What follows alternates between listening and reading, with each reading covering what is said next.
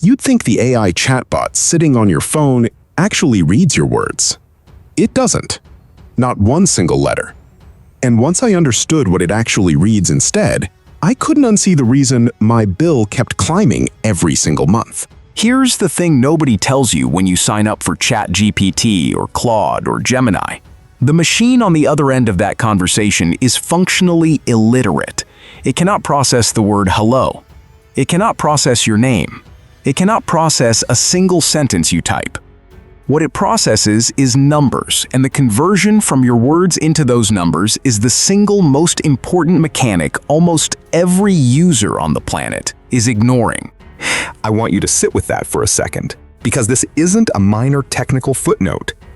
This is the entire foundation of how these systems work, how much they cost you, and why your 15th message in a long conversation suddenly takes way longer to load than your first one did.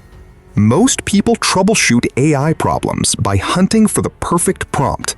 They scroll Reddit threads, they buy prompt engineering courses, they collect magic phrases like they're baseball cards. And meanwhile, they've never once asked the more basic question: what is this system actually built on top of? What's the atomic unit it operates in? That atomic unit is called a token, and once you see it, you can't unsee it. Let's break down what's actually happening in the 3 seconds between you hitting send and the AI responding. Step 1. You type your sentence in plain English or whatever language you're using. Step 2. And this is the part everyone skips over. The system chops that sentence into small fragments, and each fragment gets swapped out for a numerical ID. Step 3. The model crunches those numbers, spits out a new sequence of numbers, and only then converts that output back into words you can actually read. You never see steps 2 and 3. You only see the input and the output. But those hidden steps are exactly where your money goes, and exactly where accuracy problems start creeping in.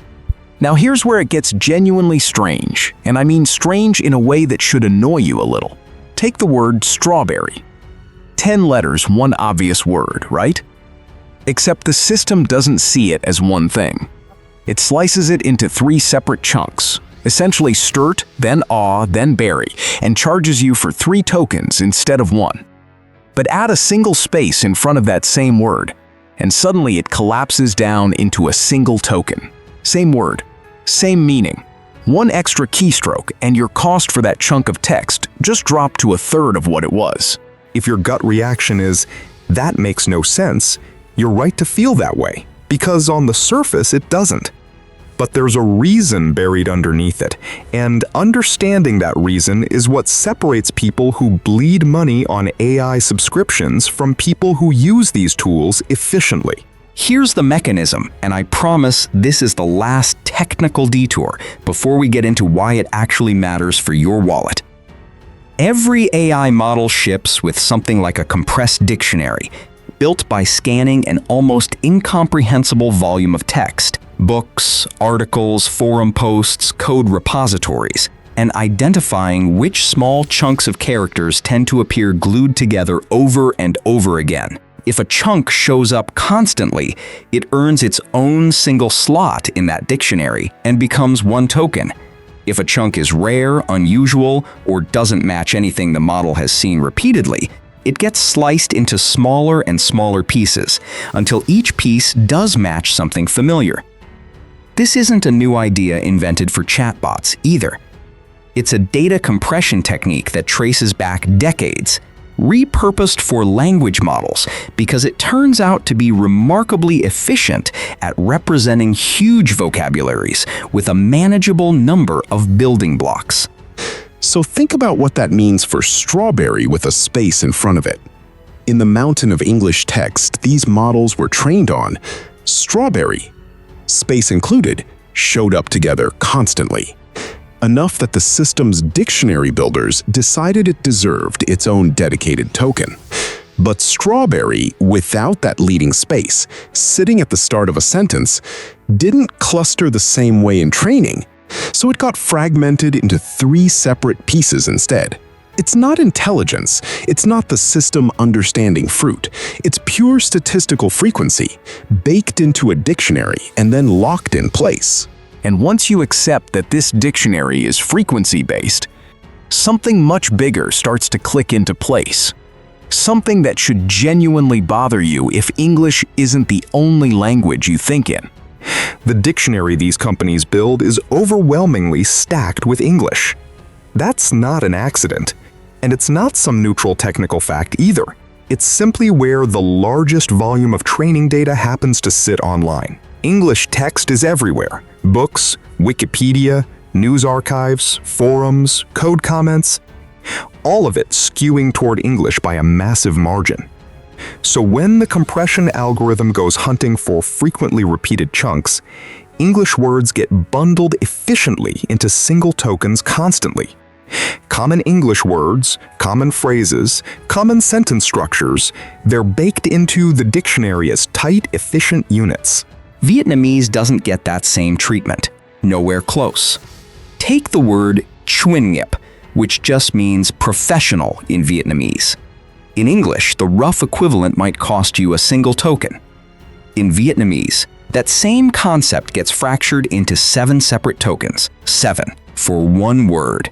Let that sink in for a second, because if you're paying per token, which is exactly how every major AI provider bills you, that single word just cost you roughly 7 times more than its English counterpart, purely because of which language you happen to type it in. This is not a small footnote buried in a terms of service document. This is a structural cost difference that quietly punishes entire populations of users based on which language dominated the training data. And I think that's worth sitting with, because it raises an uncomfortable question about who these systems were really optimized for in the first place. If you're a non-English speaker relying on these tools daily for work, for research, for customer support, for anything, you are statistically paying more and waiting longer for the exact same conceptual output an English speaker gets more cheaply. That's not a conspiracy theory. That's just how the tokenizer's dictionary was built, shaped by the raw availability of English text online, and it deserves way more attention than it currently gets. Now let's talk about money directly, because this is where things get real for anyone actually paying a monthly bill. Every single token you send in, and every single token the AI sends back, has a price tag attached. Send more text, pay more money. That part's intuitive enough, but here's the twist that catches almost everyone off guard. The tokens coming out of the AI, its actual response to you, typically cost roughly 5 times more than the tokens you sent in. 5 times. So if you're the type of person who asks a short question and expects a short answer, you're in decent shape. But if you're asking a short question and getting back 3 paragraphs of hedging, disclaimers, and unnecessary padding, you are getting hit with a cost multiplier you probably never noticed. And this is exactly why I want you to reconsider how you phrase your requests. If you tell the model, give me a short, direct answer, skip the preamble, you are not being rude to a machine, you are directly controlling your bill. Every unnecessary sentence the AI generates in response is billed at that inflated output rate. Trim the fat from its answers, and you're trimming real cost, not just tidying up the reading experience. But the pricing story gets even weirder once you factor in something most casual users have never even considered. The AI has no memory. I want to be precise about what that means, because it's easy to misunderstand. When you're mid-conversation with an AI chatbot, it feels continuous. It feels like you're talking to something that remembers what you said 5 minutes ago. You are not. Behind the scenes, every single time you send a new message, the system has to refeed the entire prior conversation back into itself, from the very first message you ever typed in that thread, all the way up to your newest one, just so it has any context at all for what you're currently asking. It's not remembering anything. It's rereading everything, every single time. Like someone with zero short-term memory who has to reread the whole book from page 1 before they can add a single new sentence to it. Now walk through the math with me, because this is where the real financial trap is hiding. Say every single exchange with the AI costs you 100 tokens on your end, and the AI's response costs 300 tokens on its end. On your very first message, that's your only cost. 100 in, 300 out. Simple enough. But by your 10th message in that same conversation, the system isn't just processing your 10th question. It's reprocessing every single one of the 9 conversations that came before it, plus your new one. All of that history gets bundled back in as required context before the model can generate anything. Your bill on message 10 isn't remotely comparable to your bill on message 1. It's compounding, silently, message after message, and most people have absolutely no idea it's happening until they check their usage dashboard and wonder where all their tokens went. This is also, by the way, exactly why long conversations start to feel sluggish the further you push them. It's not your imagination. It's not a bad Wi-Fi connection. The model is dragging an increasingly heavy anchor of prior context behind it with every single reply, and that anchor gets heavier with every message you add to the thread. Now, the AI companies aren't completely oblivious to this problem. They've built in something called caching, which essentially stores a snapshot of your conversation history on their servers, so they don't have to fully reprocess it from absolute zero every time. It does soften the blow, and it does bring costs down somewhat on subsequent messages. But here's the catch that trips people up. That cache has an expiration window. Step away from a conversation for too long, and that cached version goes stale. The next time you come back, the system has to rebuild everything from scratch, and you're right back to paying the full uncatched cost all over again. So even the safety net has a time limit built into it, and if you're not aware of that, you'll never understand why reopening an old conversation sometimes feels noticeably more expensive than continuing a fresh one. If you've ever pulled up your usage dashboard and actually looked at where your tokens are going, you'll notice something interesting.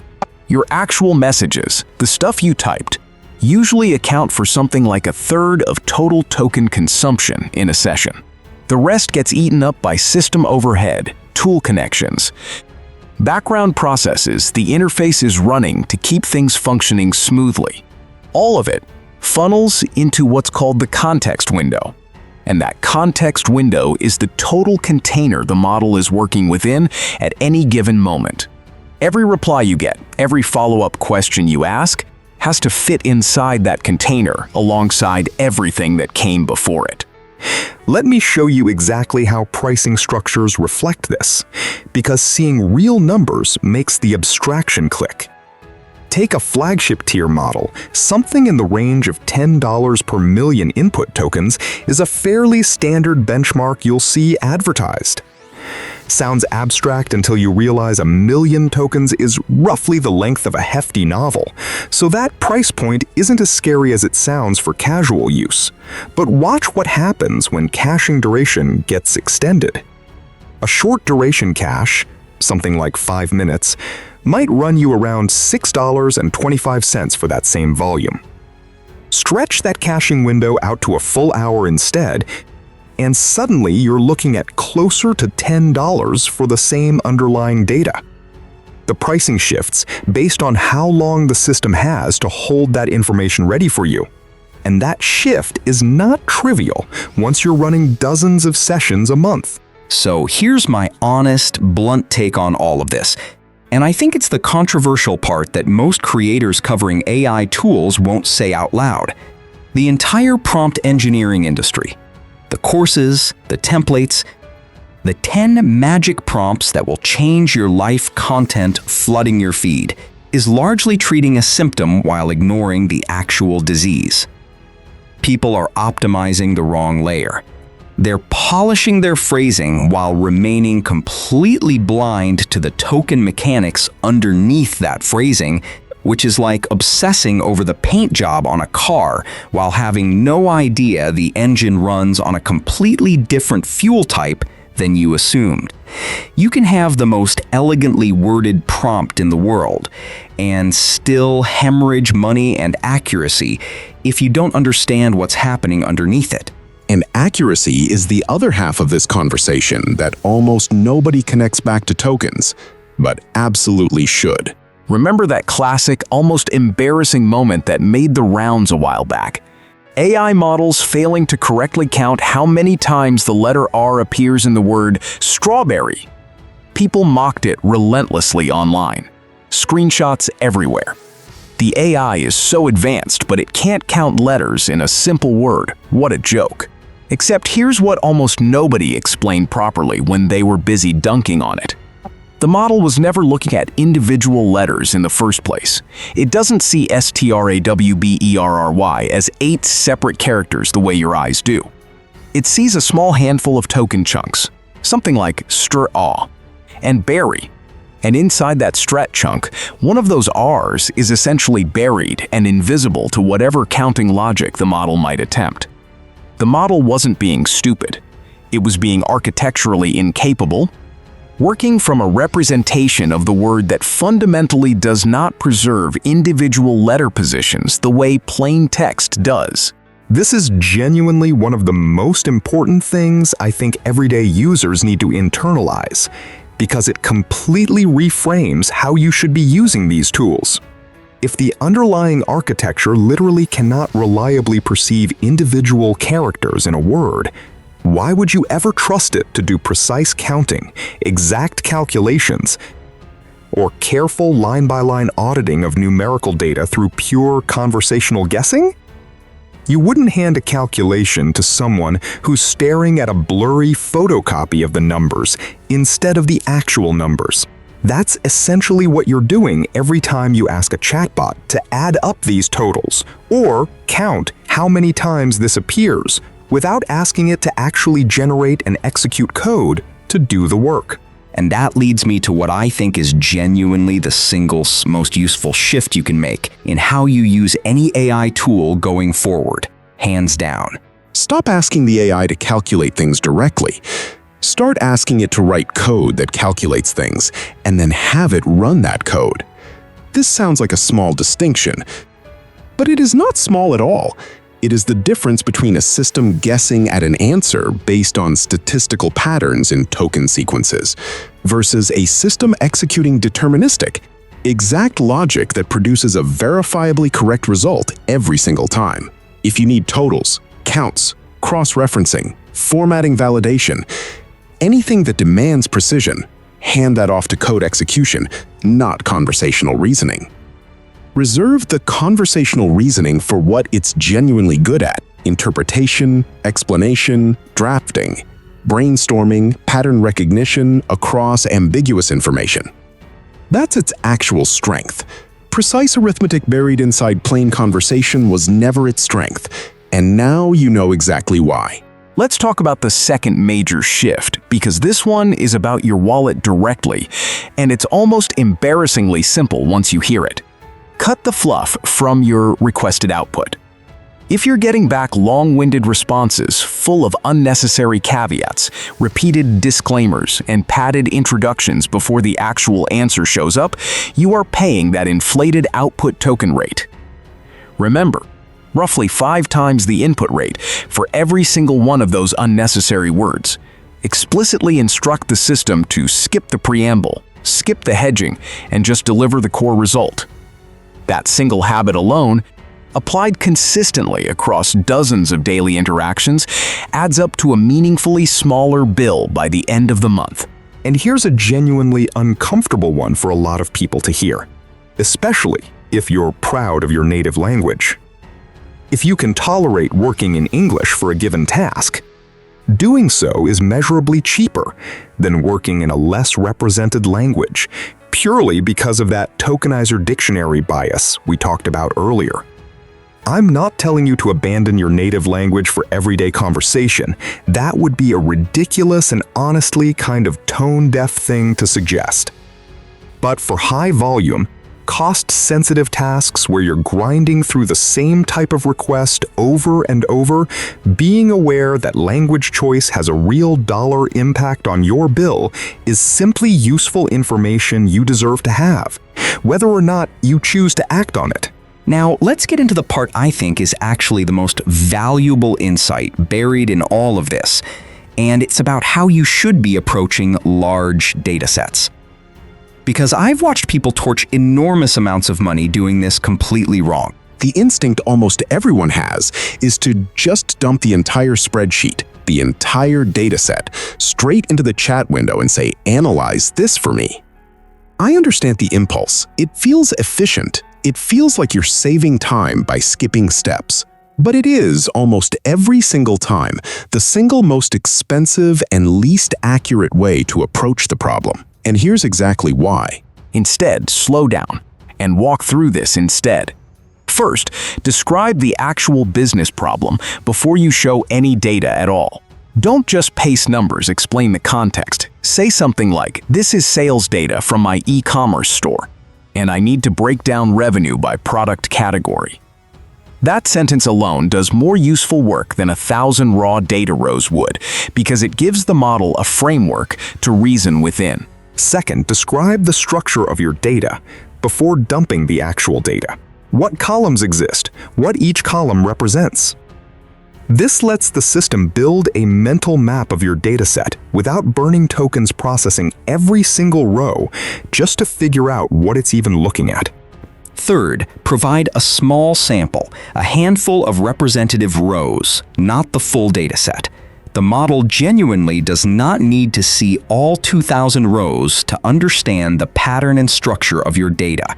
A sample teaches it exactly what it needs to know at a fraction of the token cost. Fourth, tell it the total record count, because that number actually matters more than most people realize. The right analytical approach for a dataset of a few hundred rows looks completely different from the right approach for a dataset of a few million rows. Different strategies, different tools, sometimes entirely different underlying logic. Telling the model that number up front lets it recommend the correct approach instead of guessing. Fifth, and this is the step that saves the most money by far, ask the model directly which columns are actually necessary to achieve your stated goal and which ones can be safely dropped. This single question does something incredibly powerful. It lets the AI help you strip out irrelevant data before you ever feed the bulk of it in, which directly reduces your input token count on every subsequent step of the task. Sixth, explicitly split the work by type. Anything requiring absolute precision, counting, calculation, cross-referencing, format validation gets handed off to generated code, not conversational guesswork. Anything requiring interpretation, pattern recognition, or explanation gets handled through natural conversation because that's genuinely where the model's strength lives. And seventh, always instruct it to ask you for clarification if information is missing rather than guessing and running forward blindly. This one instruction alone prevents so many wasted cycles of back and forth correction that it should honestly be baked into every single prompt template that exists. Follow that sequence, and you're not just saving money. Although you absolutely are saving real money, you're also getting meaningfully more accurate results. Because you've structured the entire task around what the system is actually capable of doing well, instead of what you assumed it could do. Here's the thing I keep coming back to after sitting with all of this. The entire AI industry has done an incredible job marketing these tools as magic. Type anything, get brilliant answers back, no friction, no learning curve required. And on the surface, sure, that's mostly true. These tools genuinely are remarkable. But no learning curve is doing a lot of quiet, unacknowledged work in that sentence because the people who actually understand the token-level mechanics underneath the interface are consistently getting better results, faster responses, and meaningfully smaller bills than the people treating it as a black box you just talked to and hope for the best. I think that gap is only going to widen over time, not shrink, especially as more tasks shift toward working with genuinely large volumes of data, longer-running conversations, and more complex multi-step workflows. The users who understand that every character they type has a direct, measurable dollar and cents cost attached to it, and who understand that the model is silently rereading their entire conversation history on every single exchange, are going to run circles around users who don't, purely on efficiency and cost control alone, regardless of which specific tool or company they happen to be using. So here's what I want to leave you with, and I want you to actually sit with this one instead of scrolling past it.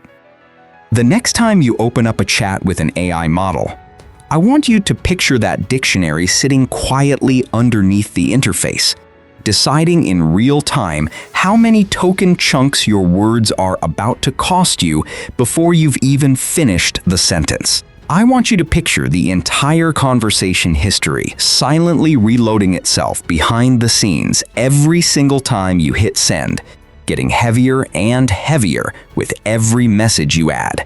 Because once you actually see that mechanism clearly, you stop treating these tools like a magic box you talk to, and you start treating them like exactly what they are. A system with rules, with costs, with genuine blind spots, and with real leverage points that are sitting there in plain sight for anyone willing to actually look for them. So knowing all of that now, here's the question I think you should genuinely be asking yourself. How much have you already spent, without realizing it, just talking to a system that was silently rereading your entire history back to itself every single time, one expensive token at a time?